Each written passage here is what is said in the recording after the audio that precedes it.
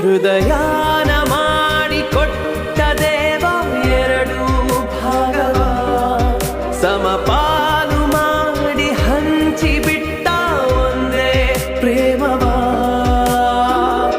ಮರಳಿ ಮನಸಾಗಿದೆ ಮರಳಿ ಮನಸಾಗಿದೆ ಮರಳಿ ಮನಸಾಗಿದೆ ಮರಳಿ ಮನಸಾಗಿದೆ. ಅವಳು ನನ್ನ ಮಗನ್ನ ಈ ಮನೆನ ಎರಡನ್ನೂ ಬಿಟ್ಟು ಹೋಗೋದಕ್ಕೆ ಸಾಧ್ಯನೇ ಇಲ್ಲ.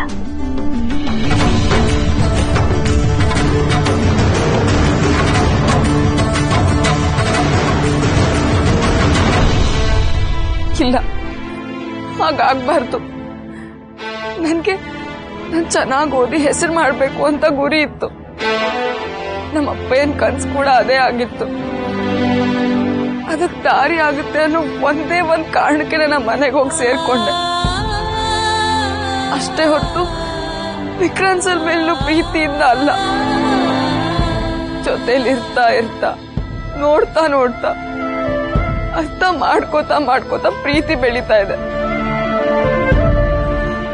ಇಲ್ಲ, ಅದ್ ಬೆಳಿಬಾರ್ದು, ಬೆಳೆದು ಗಟ್ಟಿ ಆಗ್ಬಾರ್ದು. ನಾನು ಆದಷ್ಟು ಬೇಗ ಅವರಿಂದ ದೂರ ಆಗ್ಬಿಡ್ಬೇಕು, ಅದೇ ಸರಿ. ಈಗ ಇಲ್ಲಿ ಯಾರು ಸರಿ ಯಾರು ತಪ್ಪು ಅನ್ನೋದು ವಿಚಾರ ಮಾಡೋದು ಬೇಡ. ಮೊದಲು ಅವಳು ಎಲ್ಲಿ ಹೋಗಿದ್ದಾಳೆ, ಏನು ಮಾಡಿದ್ದಾಳೆ, ಅವಳನ್ನ ಹುಡ್ಕೋ ಪ್ರಯತ್ನ ಮಾಡೋಣ. ಅನ್ನೆಸೆಸರಿ ಆಗಿ ಬೇಡದೇ ಇರೋ ಮಾತುಗಳನ್ನ ಇಂಥ ಟೈಮಲ್ಲಿ ಆಡೋದು ಒಳ್ಳೇದಲ್ಲ. ಅಮ್ಮ, ನಾನು ನನಗೆ ಪರಿಚಯ ಇರೋ ಅವಳ ಫ್ರೆಂಡ್ಸ್ಗೆಲ್ಲ ಫೋನ್ ಮಾಡಿ ಅಲ್ಲೇನಾದರೂ ಬಂದಿದ್ದಾಳ ಅಂತ ತಿಳ್ಕೊಳ್ಳೋ ಪ್ರಯತ್ನ ಪಡ್ತೀನಿ.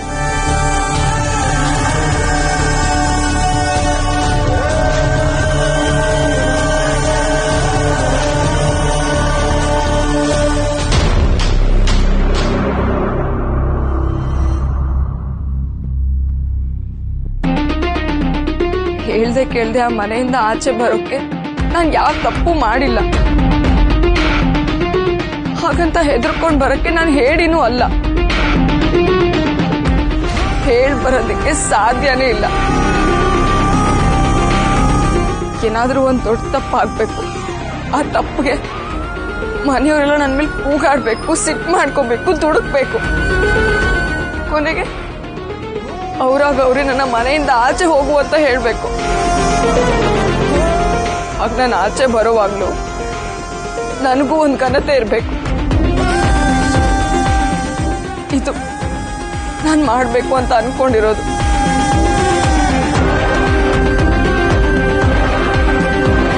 The number you're calling is currently switched off. Please try later.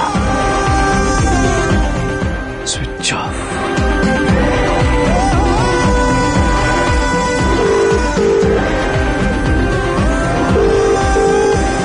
Hello, Prabhakar ಇದ್ದಾನ?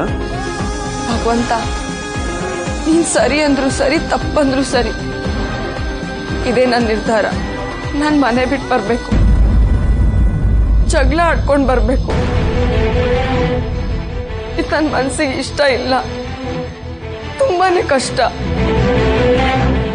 ಸದಾ ಬೇರೆಯವ್ರನ್ನ ನಗಿಸ್ತಾ ಸಂತೋಷವಾಗಿಟ್ಟಿರ್ಬೇಕು ಅಂತ ಬಯಸೋ ನಾನು ಇವತ್ತು ಉದ್ದೇಶಪೂರ್ವಕವಾಗಿ ಕೆಲವ್ರನ್ನ ನೋಯಿಸ್ತಾ ಇದ್ದೀನಿ. ಅದರಲ್ಲೂ ನನ್ನ ಪ್ರೀತಿಸೋರ್ನ ತುಂಬಾ ನೋಯಿಸ್ತಾ ಇದ್ದೀನಿ. ಆದ್ರೆ ಇದ್ರ ಹಿಂದೆ ಒಳ್ಳೆ ಉದ್ದೇಶನೇ ಇದೆ. ಅದಕ್ಕೆ ನೀನು ನನಗೆ ಆಶೀರ್ವಾದ ಮಾಡಲೇಬೇಕು.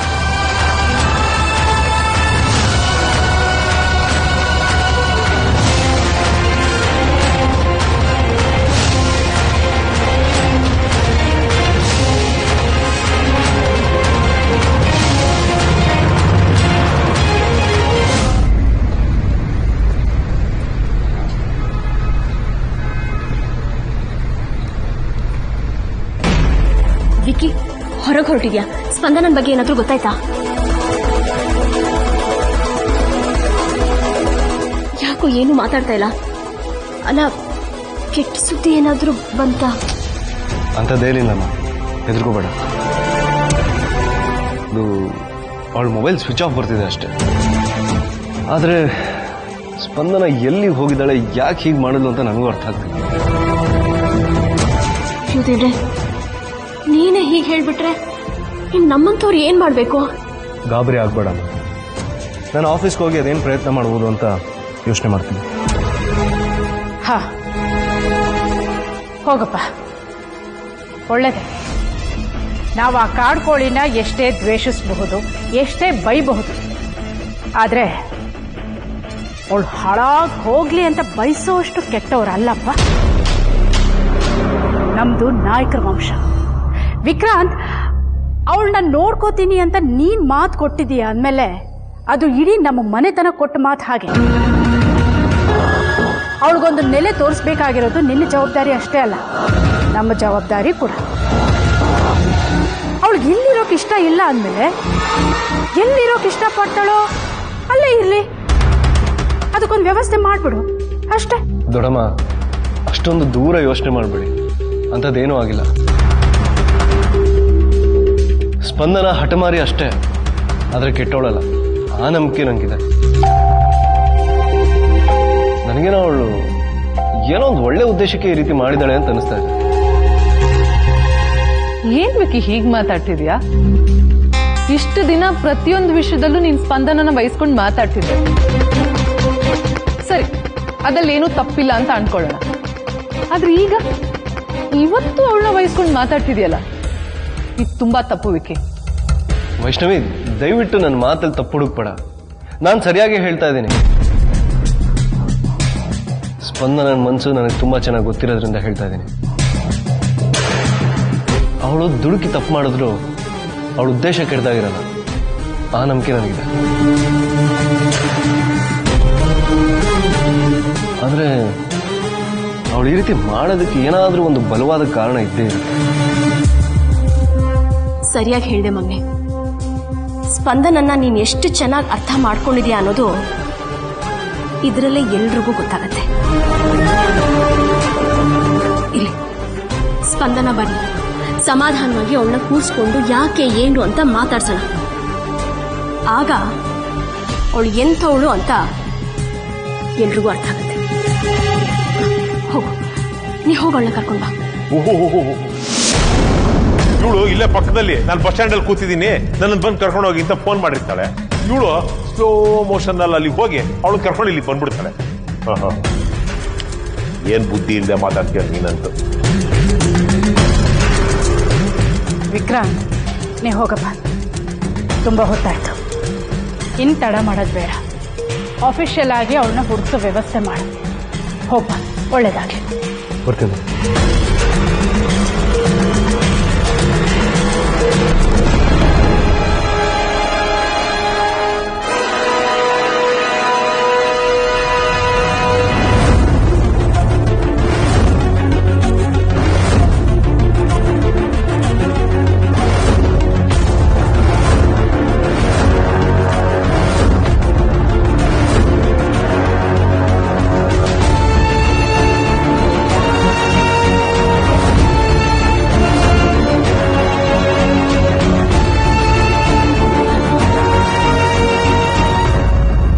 ಸ್ಪಂದನ, ಎಲ್ಲಿಗೆ ಹೋಗಿದ್ದೆ?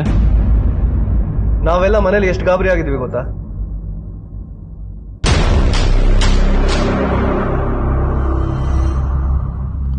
ಅರೆ, ನಾನು ಕೇಳ್ತಾನೆ ಇದ್ದೀನಿ, ಸುಮ್ಮನೆ ಹಾಗೆ ಹೋಗ್ತಾ ಇದೆಯಾ?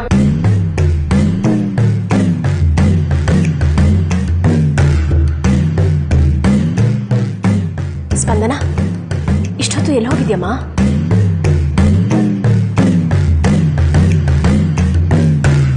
ಕಾಡ್ಕೊಳ್ಳಿ, ಎಲ್ರು ಕೇಳ್ತಿರೋದು ನಿನ್ನನ್ನೇ. ಉತ್ತರ ಕೊಡೋದು ಬಿಟ್ಟು ಏನ್ ನಿನ್ ದುರಹಂಕಾರ?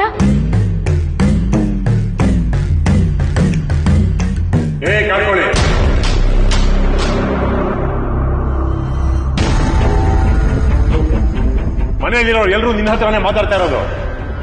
ಕಿವಿ ಮೇಲೆ ಬೀಳ್ತಾ ಇರೋ ತರ ಹೋಗ್ತಾ ಇದೆಯಲ್ಲ. ಏನ್ ನೀನ್ ಬೇಕು ಅಂದಾಗ ಬರೋದಿಕ್ಕೆ, ಬೇಡ ಅಂದಾಗ ಹೋಗೋದಿಕ್ಕೆ ಇದನ್ನೇನ್ ತೋಟದಪ್ಪ ಒಂದು ಛತ್ರ ಅನ್ಕೊಂಡ್ಬಿಟ್ಟಿದ್ಯಾ ನೀನು? ಯಾಕೆಲ್ಲರೂ ಹೀಗ್ ಕೂಗಾಡ್ತಾ ಇದ್ದೀರಾ? ಏನಾಯ್ತು ಅಂತ? ಹೊರಗಡೆ ಸ್ವಲ್ಪ ಕೆಲಸ ಇತ್ತು, ಅದಕ್ಕೆ ಬೇಗ ಎದ್ದು ಹೋಗ್ ಬಂದೆ. ಅದಕ್ಕೆ ಯಾಕೆ ಹೀಗ್ ಕೂಗಾಡ್ತಿದ್ದೀರಾ?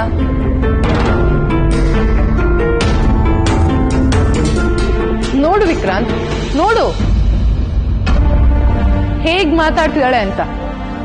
ಇವಳ ಪರನ ನೀನ್ ಇಷ್ಟೊತ್ತು ವಹಿಸ್ಕೊಂಡು ಮಾತಾಡ್ತಾ ಇದ್ದಿದ್ದು. ಇವಳಿಗೋಸ್ಕರನ ನಾವ್ ಇಷ್ಟೆಲ್ಲ ತಲೆ ಕೆಡ್ಸ್ಕೊಂಡು ಇಷ್ಟೆಲ್ಲ ಯೋಚನೆ ಮಾಡ್ಕೊಂಡಿದ್ದು.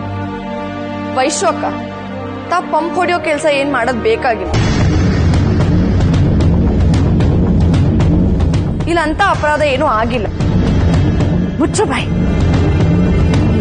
ಅಪರಾಧನ ಇಲ್ವಾ ಅಂತ ನಿರ್ಧಾರ ಮಾಡಬೇಕಾಗಿರೋದು ನಾವು, ನೀನಲ್ಲ. ಮೊದಲು ಹೇಳು, ಇಷ್ಟು ಹೊತ್ತು ಎಲ್ಲಿ ಸುತ್ತಕ್ಕೆ ಹೋಗಿದ್ದೆ ಅಂತ. ದಯವಿಟ್ಟು ಸ್ವಲ್ಪ ಎಲ್ಲರೂ ಶಾಂತವಾಗಿರ್ತೀರಾ? ನಾನು ಕೇಳ್ತೀನಿ. ಸ್ಪಂದನ, ಎಲ್ಲಿ ಹೋಗಿದ್ಯಮ್ಮ? ಹಾ, ಕೇಳ್ ಗಲ್ಲ ಸೌರಿ ಕೆನ್ನೆ ಹಿಂಡಿ ಮುದ್ದು ಮಾಡಿ ಕೇಳು. ಪಾಪ ಚಿಕ್ಕ ಮಗು ಅಲ್ವಾ? ನೋಡಿದ್ಯಾ ವಿಕ್ರಾಂತ್, ಯಾರನ್ನ ಹುಡುಕ್ಬೇಕು ಅಂತ ಹೊರಟಿದ್ಯೋ ಅವಳು ತಾನಾಗೆ ಮನೆಗೆ ಬಂದಿದ್ದಾಳೆ. ಎಲ್ಲಿಗೆ ಹೋಗಿದ್ದೆ ಅಂತ ಕೇಳಿದ್ರೆ ಈ ರೀತಿ ಉತ್ತರ ಕೊಡ್ತಿದ್ದಾಳೆ. ಅದೇನೋ ಹೇಳ್ತಿದ್ದೆಲ್ಲಪ್ಪ, ಸ್ಪಂದನ ಏನೇ ಮಾಡಿದ್ರು ಅದರ ಹಿಂದೆ ಒಂದು ಕಾರಣ ಇರುತ್ತೆ, ಒಂದು ಒಳ್ಳೆ ಉದ್ದೇಶ ಇರುತ್ತೆ ಅಂತ. ಈಗ ಹೇಳು, ಅಂಥ ಘನಂದಾರಿ ಉದ್ದೇಶ ಏನಿತ್ತು ಅಂತ. ಮರಳಿ ಮನಸಾಗಿದೆ